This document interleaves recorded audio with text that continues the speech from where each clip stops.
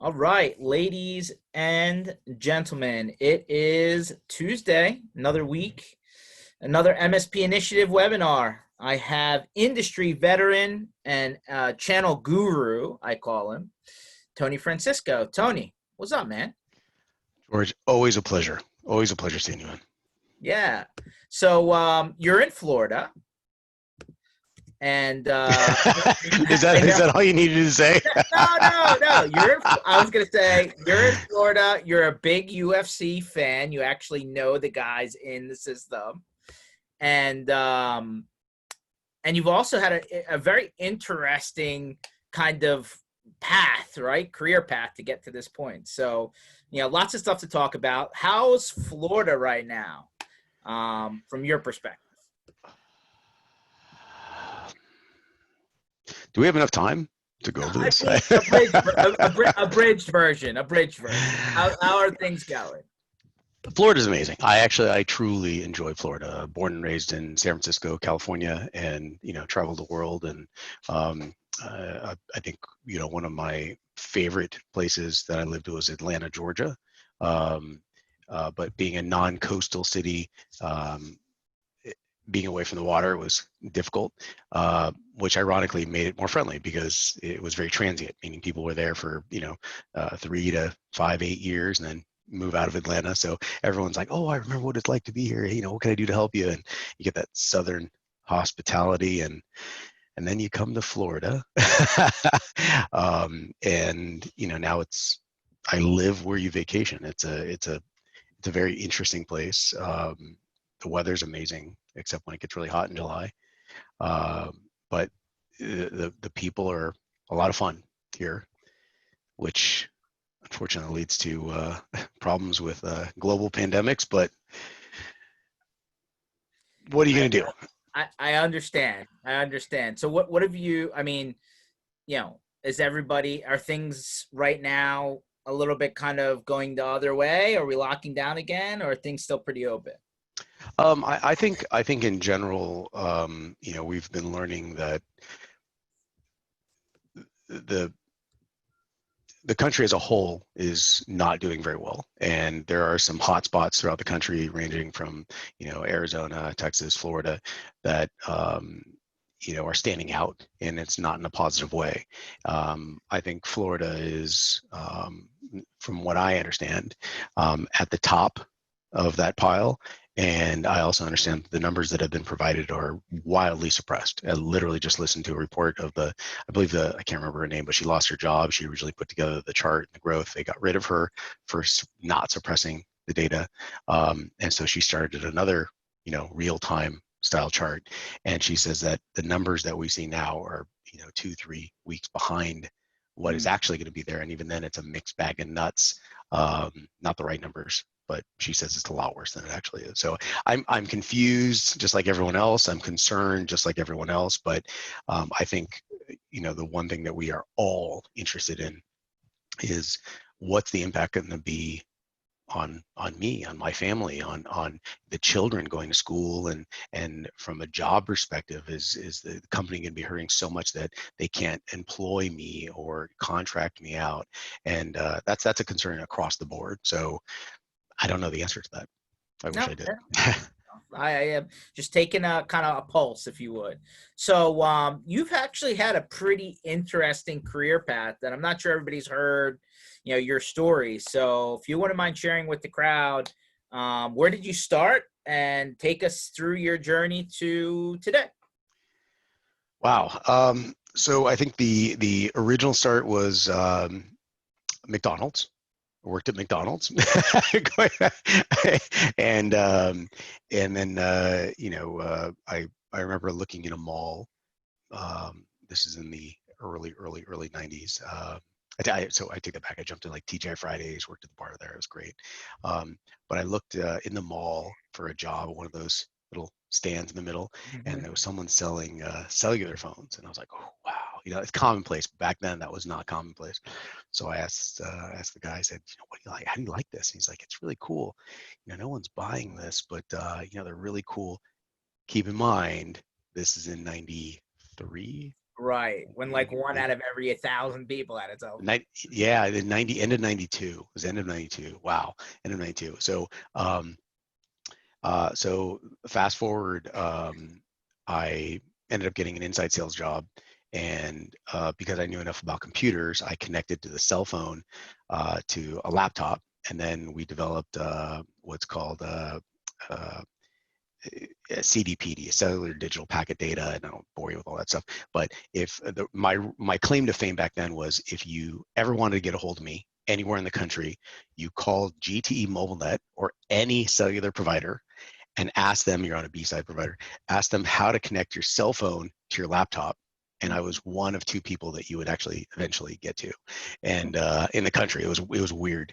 And then I became I focused on the telemetry engineer side, and from there I went into working with the government and into network security, and that was a very interesting time in my life. And then from there, I believe this is to 90, 98, went to Atlanta, 2000, 2004, 2003, 2002, I remember 2003. Went to a company that worked on the appliances for RSA tokens, key fobs. And the objective was to authenticate for your Exchange server, for your Microsoft Exchange server. And I said, hey, why can't we just put a whole bunch of these appliances in a rack and then just host them for people? And yeah, you're like, that's commonplace now. But in 2002, what are you talking about? How dare you? And they said, no, because you have to have a VPN that goes back to the Exchange server. And I said, why don't we just take the Exchange servers and put them here, and then have it all connected in one? Then we just have the connections for everybody to the singular Exchange. I like your and Ravi Linkarker, one of the smartest people I've ever met, said, no, can't, that'll never work. No one will ever buy that. And I said, I think they will. I think they will. So I ended up leaving in 2003 and developing what's now known as the fourth known hosted exchange offering in the world.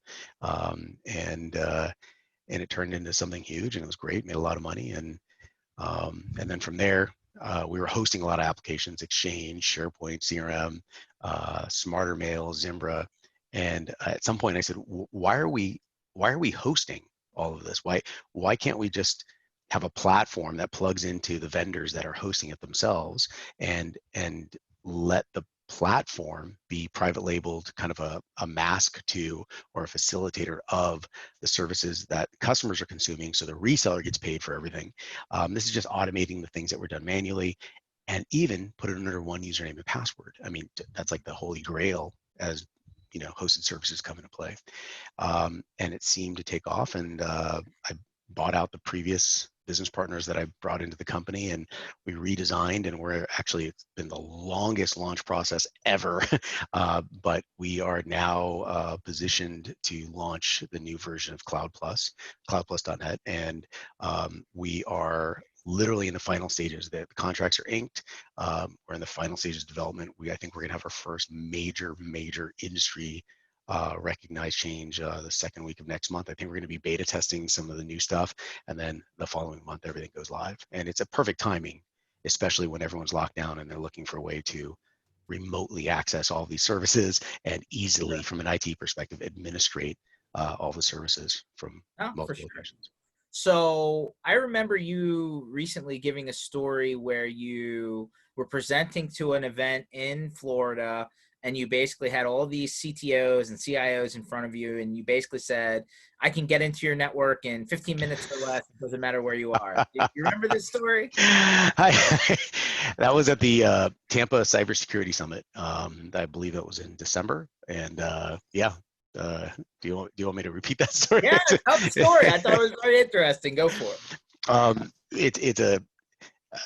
And I'm not going to mention the executives over there, but they're from a very large financial firm that's here locally, and they brought in their squad of people, and I'm in the front of the room, and I'm sitting there telling everyone, here's why you should be, understanding that you can be hacked at any point in time, and it's not so much the technology as much as the social engineering. For sure. And so, so all of my devices, you can't even see. I've got I've got these cords around, but on the bottom of all my devices, I have these little plugs. So I mean, like literally everything, you know, the headset, I've got the little plug on the bottom. So all you see there is a positive and negative connection. And so when you pull that out, it's just a, you know, goes into an iPhone or a USB-C or micro USB, whatever it may be. But it only has the ability to transmit power, positive and negative. There's no data transition. So in the event you go to another location and you plug in your USB cord, you've heard of the, was it the OMG cable, I think is what they called. But I was doing that like 7, 8 years ago, you know, where you hack the battery, the rechargeable battery. And if somebody uses your rechargeable battery, I now have, you know, root access to their phone. That was, I know. So what somebody did was, hey, they did it in the cable itself. So it looks like an iPhone cable. And it is fascinating how well they did it. But basically, if you plug your phone into anyone, and even using a cable or plugging into one of those random public facilities, they have root access to your phone. It doesn't matter where you go; they can literally screen share your phone. It's terrifying. And so these are things I've known about. I'm now thinking twice about the free cell phone charger cable. Right? I mean, I would. Well, it's funny that you say that. So when I do security talks, I give away these packs, and it's a little cable. I wish I could show you. I probably have one laying around. But basically, I've got them laying all over my desk. I just started cleaning my desk. It's a magnetic cable that snaps onto this. So in the event you rip it away, you don't bend anything, and it's just magnetic. And they're ubiquitous, meaning everything has these. So it's the same cable that just snaps onto all of these, which is wonderful. And they're nylon, and you can get a pack for $4 for $20, and all these connectors. So I was trying to explain this to people, and so said executive said, that doesn't do anything if I'm not going to use any cable. And I said, and I looked down and I said, I'd get into your stuff, 15 minutes. And he's like, oh, and then you got everybody, I think he had like 6 people at his table, and they all just kind of do the, this guy has no idea what he's doing. I'm like, oh yeah, or I worked with the Department of Justice and network security for a long time and literally trained on this. Maybe I'm just going to throw it out there. I said, and he said, so what would you do? And I said, well, I'm assuming you go work outside of the home occasionally. And he said, oh, ironically, I pick up my keyboard, and there's the little so these things are literally everywhere in the house. It's great. But my mouse. So the point is that, you know, he was interested in how would I do this, and I said, well, you know, you probably work somewhere, maybe like a Starbucks, and he goes, yeah. And I said, you go to Starbucks? He goes, yeah. I go, you bring your laptop? He goes, yeah. But you can't authenticate into my laptop without facial recognition. And even then, if I'm not on the local network, it's read only. So I can only read email. I have 0 write capability. So it was really locked down. So, and he had he had an authenticator token. So he had basically like an RSA key fob. It said, enter this number. It's generated every 30 seconds. So once he opens his laptop and it sees that it's him, which is kind of baked into the laptop, in order to open an application, he has to do the key fob. And even then, it's read only if he's not on the local network. And in order to get on the local network, he has to go through multiple checkpoints to get into the network. And I was like, okay, I'm okay with that. And he goes, you think you can still get in? I go, oh yeah, absolutely. And he goes, how? And I said, well, at some point, if you're my mark, what I'll do is I'll go take of course, I literally just cleaned all the fun stuff that I had over here. I usually have these little USB tokens laying around. But basically what I would do is I would take, the back of, those little USB for keyboards and mouse, they're little small. It's a little nubbin, yeah. Yeah, a little nub, yeah. I would take that and I would cut about half of the metal off. It's just like I would cut just under half, so I would keep about 2/3 there, and you pull out the plastic chip inside. It's really easy, just pull it out. Put a little glue dot on, and he was using a Surface 2, because I looked down. I said, it looks like you're using a Microsoft Surface 2, and he goes, yeah. I said, okay. So the USB you have it on both sides, but the one on the left is where you have two USB. That's right. Yep, I got it right here. Yeah. Oh, what are the odds? And so, and so you're like looking, you're like, let me see the validity of this. And so I said what I would do is I would put on my finger, I'd put a little glue dot with that little nub that's, the little metal components broken off. And when the moment I'd be on the phone the entire time, and you'd hear me, and I'd be sitting 3-4 seats away from you, and you'd hear me talking a very, very, very in-depth conversation for about 30 minutes with occasionally, I know, and this is how we're going to design it, and I think they're going to be okay with this design. It meets all the network security specifications, the compliancy specifications, and you'd hear me repeating extremely complex architectures. What I'm actually doing is I'm listening to a 90-minute podcast talking about these, and I'm repeating word for word what they're saying, while I'm continually eyeing your location and presence and position. And the moment you get up, and you will at some point, if not to throw something away, I'm going to say, I know. And once in a while, I'll just throw in, I know. The moment he calls, I'm going to run out the door. He's literally across the street. I'm going to give the presentation. I know this is a huge deal. Okay, so back the way we're going to architect this, and keep going through it. And then the moment he gets up, I go, he's texting right now. I'm getting up right now. And I get up and I run, and I literally run. I throw something away, right? Cut him off, throw it away. And I say, I'm really sorry, sir. And I run over and I grab your laptop, and you go, that's my laptop. And I go, I am so sorry. And I put it down. I thank you. You saved my presentation. Take my laptop and run. What you didn't realize that I did was I inserted that USB key in the left-hand side. I lifted my finger, making all the contacts necessary, inserting a BIOS firmware very, very quickly. I now have root access in your computer only when you're connected to the network. And all I'm doing is I'm reverse SSHing on the way out through, and I can change the port to port 80, maybe even do it port 443, because you're allowed to do that one, and you can't detect anything from end to end. And I have complete ownership, and I thank you for authenticating as many times as you did to give me that connection. And they were all terrified, just terrified. And I said, because when I pull it out, I'm just going to cup it, grab my laptop, and run. And I'm even going to pat you on the shoulder on the way out. It takes less than a second for me to do that.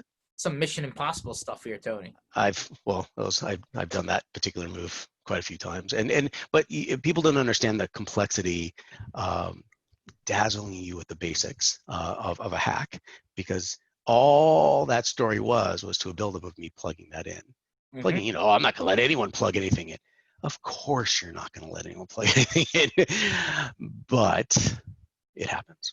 So no, it was. I mean, listen, I think everybody's just like, hey, we've all heard of just crazy stories, right? The MFA got bypassed. The system, which was supposed to be locked down, like, and then all of a sudden it was a headline, right? And then they're like, how did that happen? Well, I mean, listen, it's like this stuff, right? You never think about it, but and listen, we've all talked about the working from home and the kids using the family using the same equipment, whether it's the gaming versus the home computer versus the homework, and that's just the stuff at home. But, yeah. So here's a real quick story on this. So I said, every time I go over to my friends' houses, I say the same thing every single time. I'm like, friends don't let other friends have shitty internet. That your internet has to be good, and you just don't live like a savage. Like, come on, let's clean it up. I mean, there's something slowing it down. And sorry, I'm not allowed to swear on this. Is it? That's fine. You're wide open. We're gonna get beeped. And so I set up this one. So I have Ubiquity at my house, and I love it. It's great. And you can extend it indefinitely, through a combination of wire lines and meshing. And you have, with a cloud key, you can actually monitor everything. So somebody said, oh, I'd like that. And, okay, great. Let's do a full-blown 9 access points. I mean, it's a full, it's not a joke system. Full mesh, man. It's a full real deal.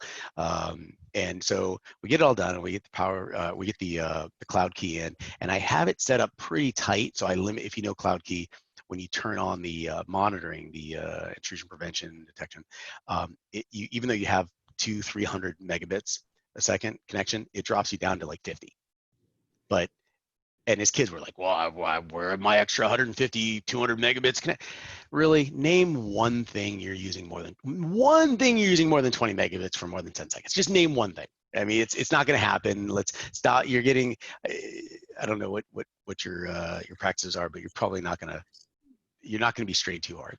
So we let that run for a while. And what I started noticing was I just let it run just to kind of do some data trending. I started noticing every 15 minutes, 24 hours a day, a payload from a specific computer was being sent to Ukraine and to New Jersey.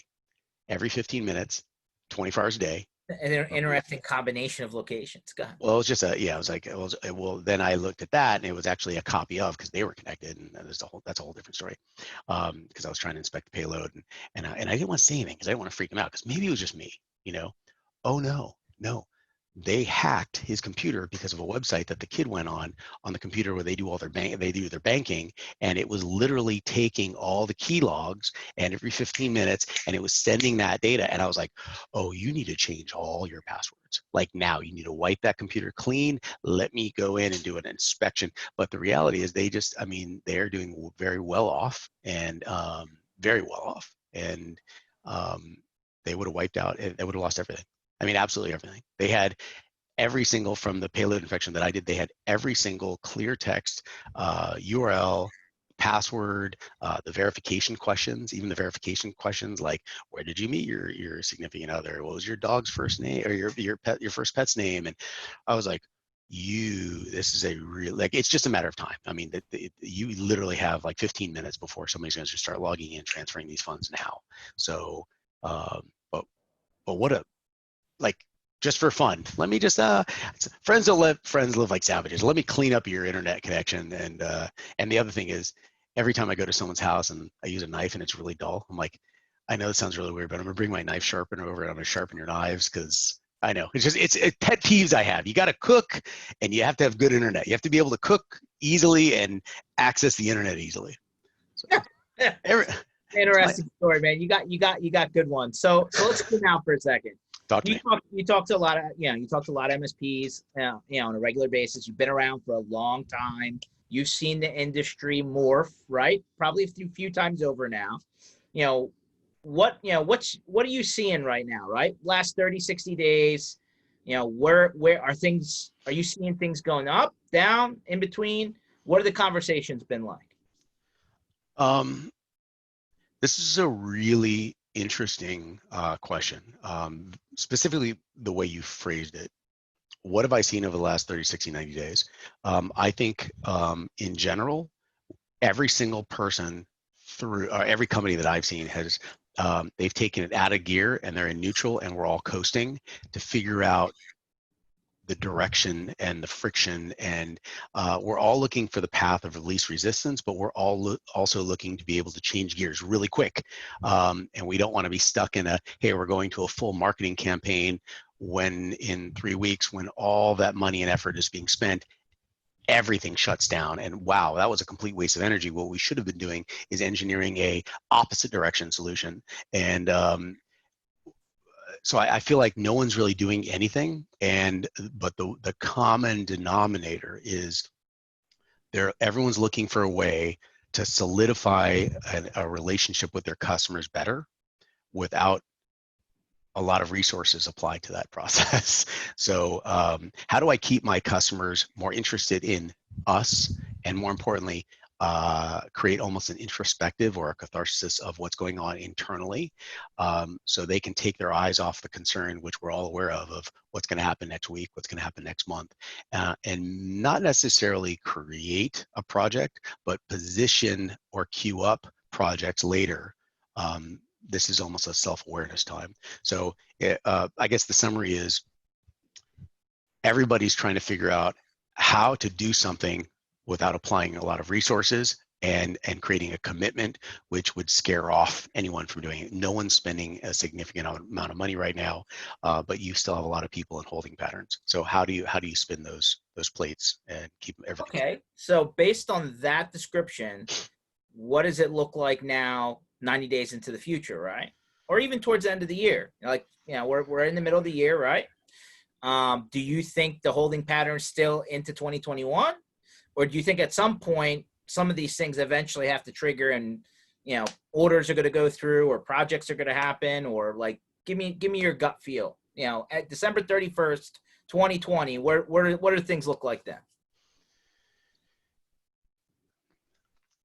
Without trying to make this a political conversation, I am a firm believer in that the current administration, the way the COVID case, there's two angles I'm going to give here. So regardless of your belief on this one, hold on, there's more.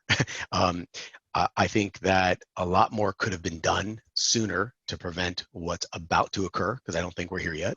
And before I go any further, I just got an email from somebody that said, Tony, you were totally right. In March, you told me all of the things that were going to happen. I even had the conversation with you that the worst was going to start to peak in August. And I sent out an email to multiple people. Here are the phases. It's going to happen in August. That's when we're going to start seeing our first real impact of what's happening. Everyone thought I was crazy.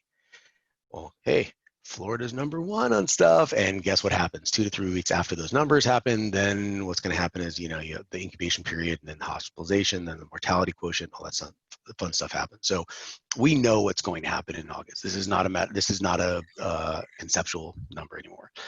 That being said, the current administration could have done something sooner, could have implemented mandatory face masks,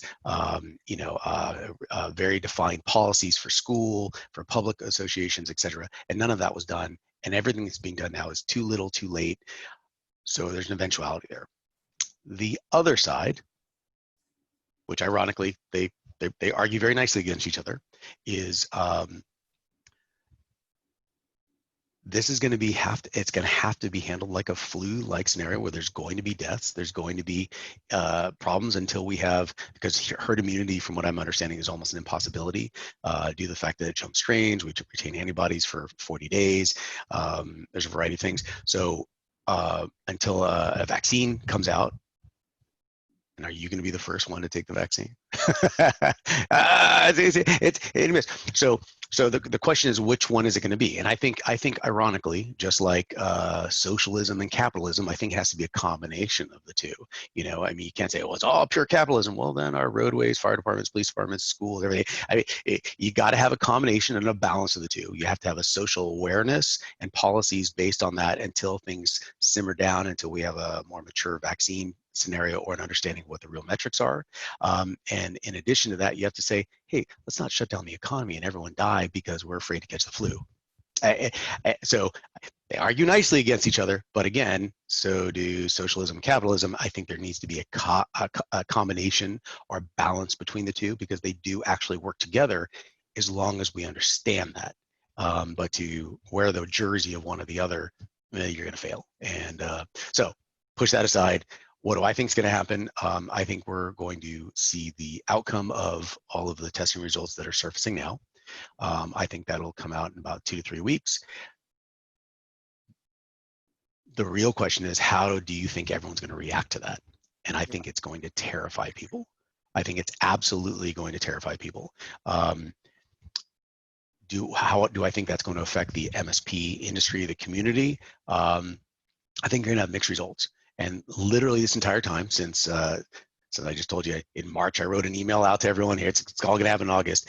We have not worked harder. We've brought on amazing people in the company. Our entire company, it's all hands on this one particular project that's going to add in the industry more value for little to no no effort. It's extremely palatable from a price perspective. So for the price conscious, but most importantly, it really addresses the everybody work from everywhere situation that everyone's trying to manage right now. So I'm not going to say me, I mean, me, a whole bunch of caffeine and my team, we kind of figured out where this was going, and we need to focus on this now. So hopefully CloudPlus can implement something that will address a lot of it'll soothe a lot of the the concerns and anxiety out there, because it will make your customers stickier. It'll address a lot of the problems out there that are currently being faced in a work and home, work from anywhere environment, and it'll not pierce that, hey, I can't spend any money. You don't want to hit that button, but at the same time, it's also going to make it clear that it is possible to develop something even when times get bad. It's just adaptation. And I think the final answer to your question is, I don't know how people are going to react to it. I just know that everybody has been extremely sensitive to changes. Everyone is extremely sensitive to spending any money. And I don't think a lot of preparation has been done for what the next step is because people don't understand what that next step is. And I think we're already at that next step. So let's just work with what we have. Interesting. So let's think about big picture then. So if this thing, let's say, this thing doesn't really change until there's a vaccine and people are willing to take it, right? That sounds like we're agreed on that. So we're probably talking about next year. Do you see the post-COVID percentages of in the office versus work from home diametrically opposite than 80-20? Well, define 80-20. Let me ask you that. 80% back in an office, 20% at home. Where before COVID, less than 10% would actually work from home on a regular basis. So we're talking about double what the pre-COVID work remotely thing was. I firmly believe that the office as we see it will remain in concept, but that will be for the administrative component. The part that's really going to benefit, frankly, is we've leveled the geography to the talent pool out there, because now, hey, if you're looking again from San Francisco, California, Silicon Valley, that's literally raised in Cupertino specifically, where Apple Computer sits, and try to find someone out there for less than 150,000 a year. Try to find. I mean, that's a starter level. Yeah, it's not going to happen. So I think that now you can find talent in the outskirts of Montana, in Akron, Ohio, and some podunk location you never thought, because the talent is the talent is a talent. It's binary. Do they do it? Yes or no. It's not, I'm getting the cleanest shirt in the dirty laundry bin because that's what I have to be talking to because my office is here. And I think the benefit is going to be huge to everyone. It's going to be far more beneficial, but everyone is so tight gripped around it has to be near the office. This is our office. Look at the crown on the office building and look at how amazing our office looks internally. I don't really care about that. I think they're more interested in the productivity and the talent that they can gather from literally anywhere and have meetings just like this. The slide in the office isn't so important now, is it? So Darren comes in and says he thinks it'll be 40%, not 20, work remote moving forward. Oh yeah, I just saw. Hold on, Alan. Sorry, I don't have my. Alan has his CDPD modem. CDP, Alan, you just tried to romance me on video, and I think that's rude because I love you. Cellular digital packet data. That was like, you don't realize Alan is I don't even know Alan, but Alan is Alan is initiated. Yeah, he's initiated. You're gonna get gifts in the mail now, Alan. Absolutely. So 40%, 40%, not ever going back. I actually agree with that. I would. My personal opinion is if we take the current situation of right now and let the dust settle, I think personally it'll be 30% of your company as it exists today in 10 years will be at the office. The other 70% will be geographically everywhere, domestically most likely. But you will have an administrative team, and maybe your C-level, and it's not unheard of to have, your C-level, let's say your CFO doesn't need to be in the office at all times. Your CRO should probably be there. Your COO, I'd probably recommend that. Your CEO and COO, you're they kind of got to be tight at the hip, but not necessarily. Depends on their work, relationship and their practices. But the rest of your team, operationally, sales, support, be everywhere. And that's what you're looking for. You're looking for talent everywhere. And I can promise you, if you've interviewed a lot of people, you've interviewed a lot of, just people with amazing degrees. But how many of you really interviewed with a successful history of what you're looking for? Now you just opened up the talent pool, just everywhere. And that's what you're looking for. I want someone with a successful history of this particular talent. So Fair enough. Okay. So that's good. That's good, kind of holistic view. All right, so let's go over here now. So, you know, with the people that you're working with, right? Like I said, you've been around for a long time. Um, I'd love to hear your opinion on how far the industry as a whole has really adopted true cloud versus a mismatch of different SaaS applications and a little bit of bubblegum and duct tape. bubblegum and duct tape. So this is a very, very sticky question for me because the one thing that we're about to launch literally addresses that. You didn't give me this question at a time. I'm just I throwing. know, I know. Let me back up. So for everyone out there that's listening, in 2003 there was no cloud. In 2004 there was no cloud. There was an ASP offering of something. There was no MSP. There was no such thing. You were a VAR, okay, in some capacity. Or solutions provider. A solution, aka consultant. And so, yeah, and the solution provider, you had an ASP server in your garage, and then yeah, and Citrix. That's what you were selling.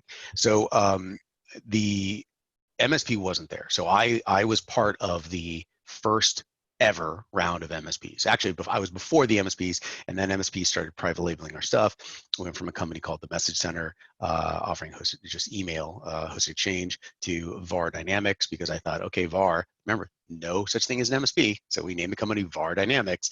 And then I said, oh, crap. Can we make it MSP Dynamics? Yeah, I changed the company name. But I think the common denominator across the board is that as MSPs have evolved, they have hardened their technology stack. And when they harden their technology stack, two things happen. They educate based on what they know, and the evolution outside of that becomes stunted. Okay, but make no mistake, this is a solid stack. So there's not a lot of argument there. Does that work? It probably works great. And the other thing is, you get somebody who does a lot of everything. The problem with that, and we all know that, is they're probably not going to be specialized. They're the HIPAA, GLBA, Sarbanes-Oxley, SEC, all that, the compliance components. Probably not going to understand that. They do a little bit of out of the box, over the counter data backup, maybe some endpoint protection, Office 365 implementations, break fix style. And with these two audiences, you've got the same, I think the same argument with Amazon versus Best Buy. Amazon was coming along, and it's going to put everyone out of business.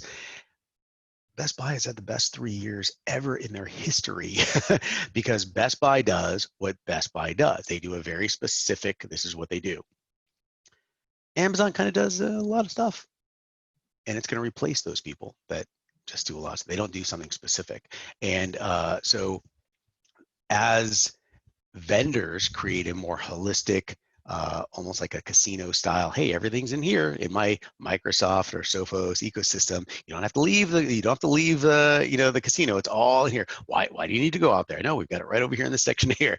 And they're gobbling up companies to plug in modularly all the things needed for MSPs. That is going to be more and more difficult for both parties, because you have a hardened stack that's calcified over here, as proven and baked into their model.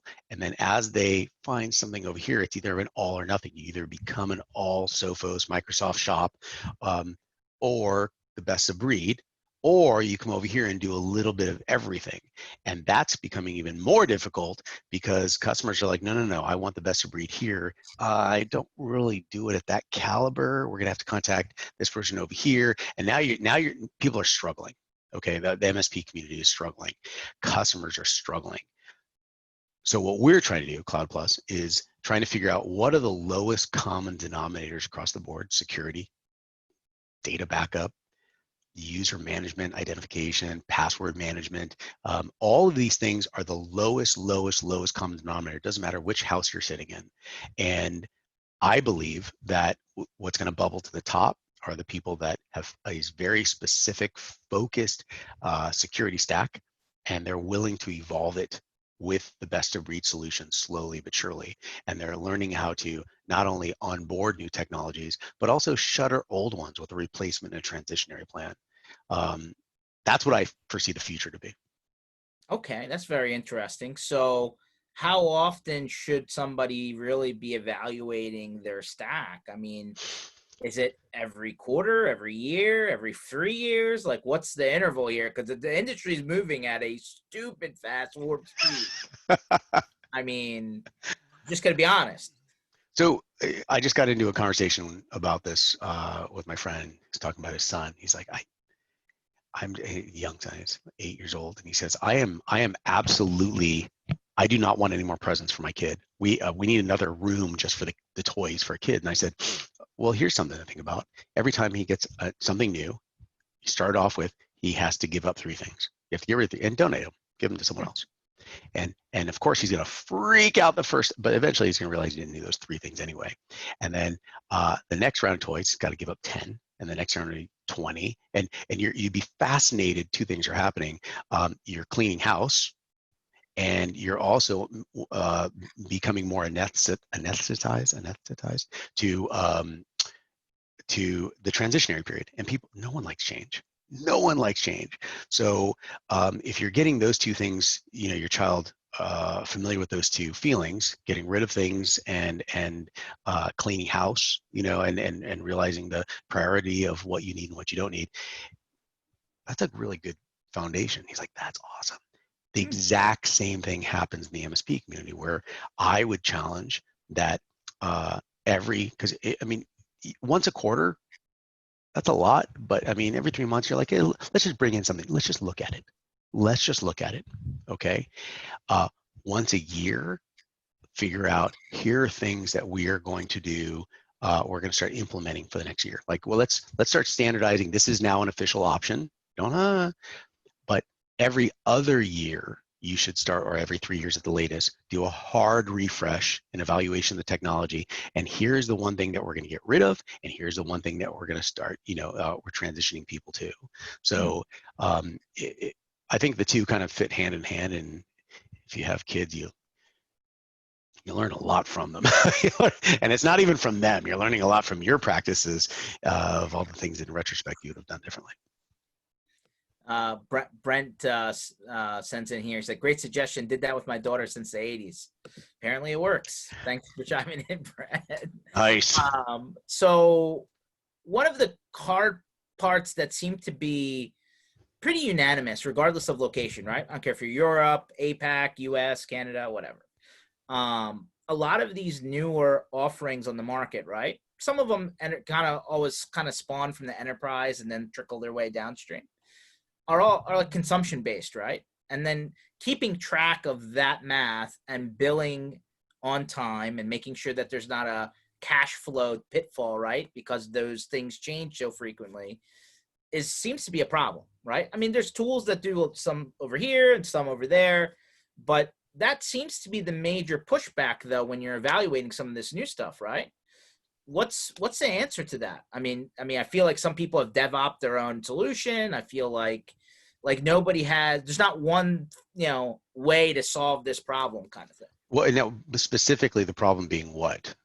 That the newer apps, tools, technologies out there have really flipped into a more utility consumption-based billing frequency than a flat. So my knee-jerk reaction, and remember I keep telling you there's a lot of things that we're working on that address a lot of this conversation. I wish I could tell. I mean, give me 3 weeks, man. It'll actually be. But I'll just tell you about keep watching the website, I guess. But that I'm just talking about general frustration, right? No, you're nailing it. These are things that we've been working on. The knee-jerk reaction that my first reaction, the answer to that question, ubiquitously, everyone will go, oh yeah. And that's what we've been working on. It comes down to the vendors.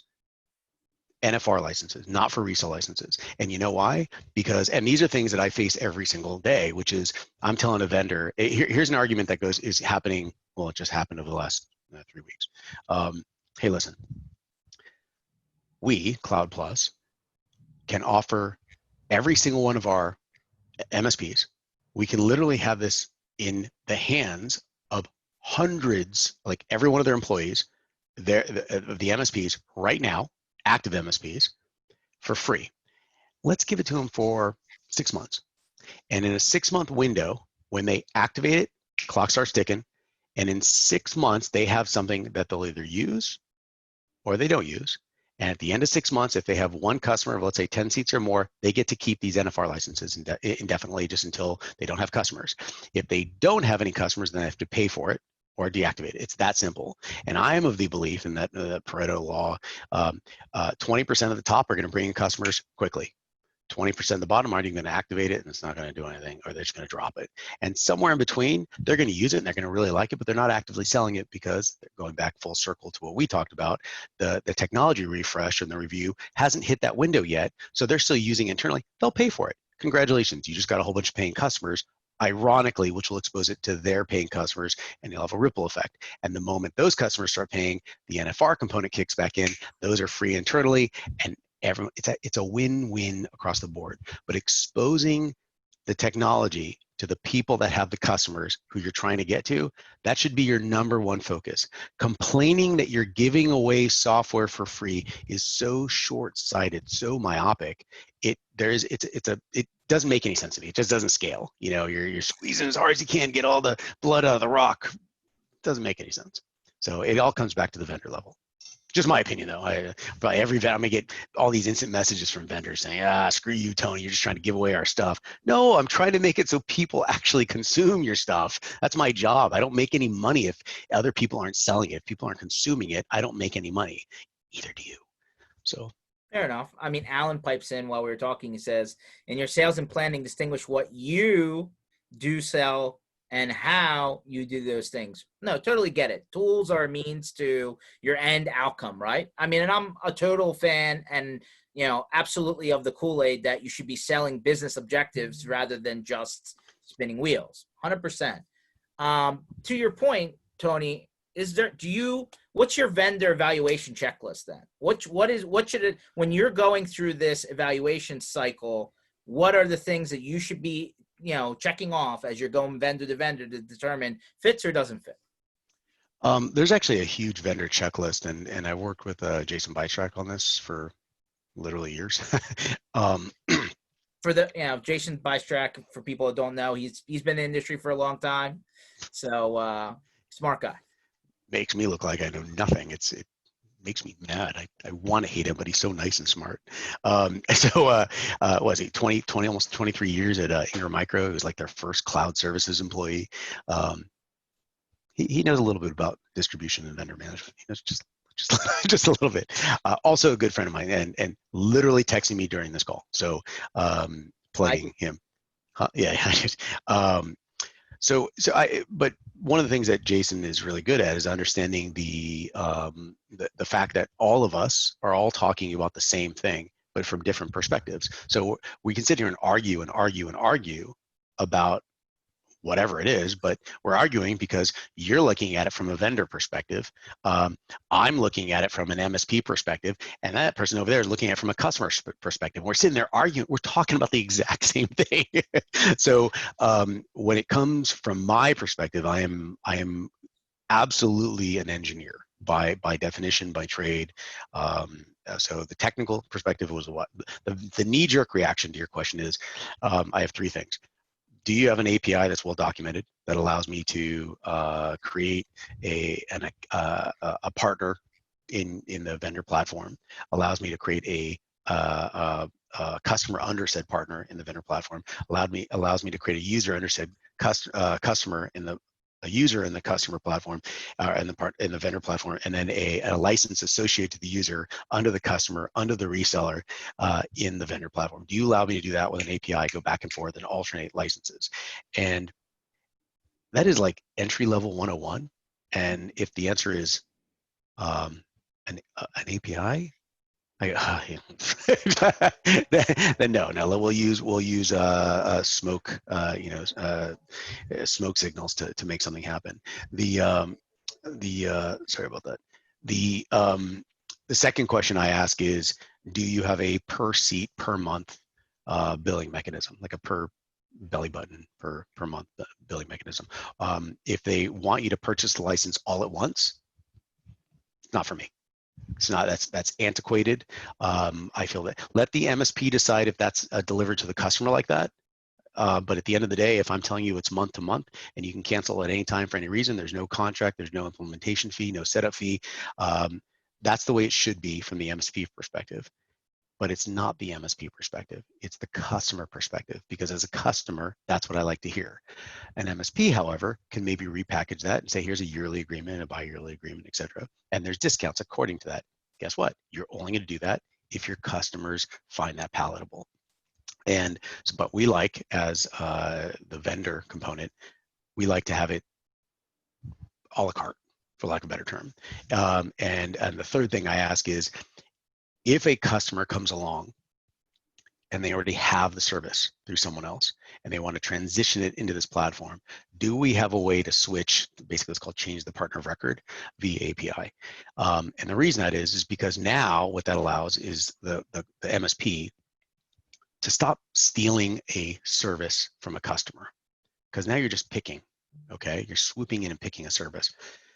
Get a relationship with the customer and own all the services of the customer. So you own the customer and all the services associated to the customer, and you put them all under one username and password. The customer's never going to leave you, ever, ever, ever. And you're actually, what are you providing? Oh yeah, value. You're providing value to the customer, which is so mind-blowing because everyone is so focused on the swoop in and steal the service.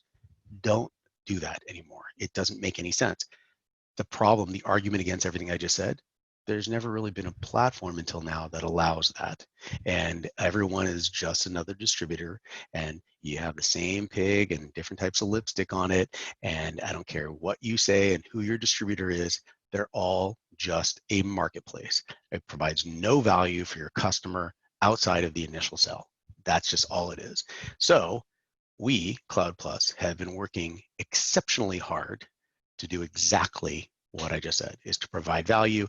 The platform is free, at least it is until my board says otherwise, and providing value, and especially in these times where no one wants to spend money, they're all looking for additional value and trying to make their relationship stickier with their customer. I think it's literally a perfect time. I'm not saying COVID's good for us, but it's going to be pretty good for us. All right, fair enough. Sounds like you got some things that you're baking, which is interesting, right? Because I think a lot of people always build stuff out of pain, right? Hey, why isn't this there? This would help, move X, Y, and Z faster or solve problems. I mean, we're not just building stuff to build stuff. So I feel the excitement coming through the screen. Thanks, man. Any closing advice that you'd give anyone in the IT services business, MSP, VAR, solution provider? I guess it's all kind of rolled up now. I have noticed a trend that's happening more lately than anything, and I'm looking for people to look at their company the way it's currently working, and seeing, during this downtime, what can you do to improve things, and is this what you actually want to do? I'm finding a lot more time can be spent on creating or identifying, calcifying the swim lanes of your team, because things are going, it's not, the country isn't shutting down forever. Everyone thought that was the case, was that in 2007, 2008, oh my gosh, and Apple stock was at like $2, or when Ford was at $2. I'm kicking myself for not buying. Now that you're saying that, I'm like, oh, I know. But everyone said, this is it, the economy's crashing. And I said, no, it's not. It is not. And sure enough, look, so, and the same thing's going to happen again. And it's going to happen again. It's going to be a correction time. So, since that correction time is going to happen again, and historically is proven to be the case, why not focus now on identifying a better, role and responsibility of all of your team members, and a structure and a process? Because now is when things aren't moving crazy fast. You just have anxiety, so it feels like it is. That may be a good time to focus on this. And in addition, if you don't want to do the business, I'm literally running across people at least once a week that are saying, hey, do you know any MSPs that want to sell their company? I'm interested in buying. Yeah, it's very weird. And because they see exactly what I just said. oh, this is all going to speed up again, and I'm going to start gobbling while they all think they have nothing. And in another 120 days, by the end of the year, well, let me rephrase this. In January, wow, I think we'll probably go through the darkest point by the end of the year. My prediction is Q1, it's going to be what would be cloud at the end of Q1. We're going to get this bang of second week of March. Mark my words, second week of March of next year. The economy is going to tank, probably the worst ever. Guess why? Historically, it has with the presidential elections after a bad time. Everybody's writing this down. Start selling your stuff before this. Second week of March. And by the way, I called this in 2008. I wrote about it, I blogged about it in 2006. No one believed me. And then, when Obama first came on, it happened. It literally was, how did you know? Historical, this is cycles, But anyway, so the point is that if you can make it through all the way up to there, and it's going to go bad, knowing that's going to happen, everything is going to go up. Everything is going to go up. So why not take this time to really start to tighten your belt, figure out here's your role and responsibility. Here's what we're going to do. If this happens, we're going to do this, else this. Here are the tools we're going to use to automate a lot of the things we're doing manually. We're going to cut costs into all these frills that frankly people don't want to pay for, or it's eating up a lot of our operational budget. Doing that now is almost ideal. And just moving from one major distributor to another major distributor, probably not the best use of your effort. Figure out if there's other tools out there, if there's other mechanisms, maybe a direct relationship with the vendor themselves. Maybe that'll save you an extra 20-30% of margin. Same deliverable, maybe another billing engine that takes away a lot of your billing time and cycles. Things like that can make a massive difference that you don't realize. And those changes will bubble up. The benefits will bubble up in 3-6 months, and that's exactly when you'll need them. Very interesting, Tony. I mean, we could probably go for another hour. I got all sorts of stuff I could ask. I love talking to you, George. All good. Everybody, you probably heard it earlier. You can find Tony's website, cloudplus.net. He's on all the Facebooks and LinkedIn groups that you can imagine. Smart guy who's gone through a lot of interesting stories and projects, and I'm sure we'll all run into you at I know you're very tied into CompTIA, and I know that you're very tied into a lot of the industry work, so looking forward to see. You said 3 weeks. I wrote that down. 3 weeks. Go to Tony's website, see what's going on. 3 weeks. I'm getting so much pressure from my team now. They're all like, what are you doing? No you said it. I didn't put a gun to your head. So appreciate you for hopping on. Thanks everybody for watching. We'll be back on Thursday, 1:00 Eastern time. This is recorded online, so if you want to go back and listen to Tony's story about how he hacked this guy's computer with a little thing, that's worth rewatching. Tony, thanks for coming on, man. George, you're amazing. Thank you so much. You got it. Have a good one.